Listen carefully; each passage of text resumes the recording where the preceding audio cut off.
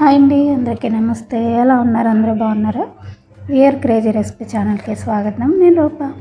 ఈరోజు ఒక మంచి టేస్టీ ఇంకా హెల్దీ కొబ్బరి లడ్డు మీతో షేర్ చేసుకుంటున్నాను.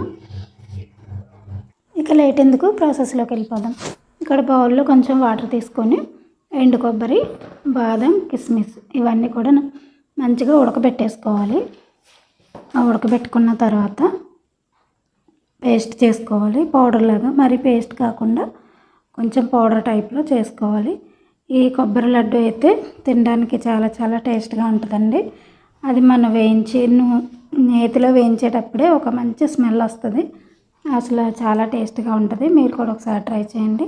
ఇప్పుడు ఇలా ఉడికిపోయినాయి కదా, ఇవి ముక్కలుగా కట్ చేసుకొని ఇది మిక్సీలో వేసుకున్నాను. అలాగే కొన్ని 4 యాలకులు, అలాగే కొంచెం వేయించిన శనగపప్పు కూడా వేసుకున్నాను.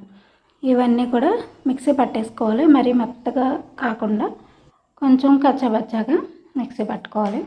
అలా పట్టుకున్న తర్వాత నెయ్యి వేసుకొని నేతిలో ఈ కొబ్బరి పౌడర్ ఏదైతే ఉందో అది వేసుకొని కొంచెం మంచిగా బ్రౌన్ కలర్ వచ్చే వరకు వేయించుకోవాలి. అది మనం నెయ్యి వేసి వేయించుతున్నప్పుడే ఒక మంచి స్మెల్ వస్తుందండి, చాలా బాగుంటుంది.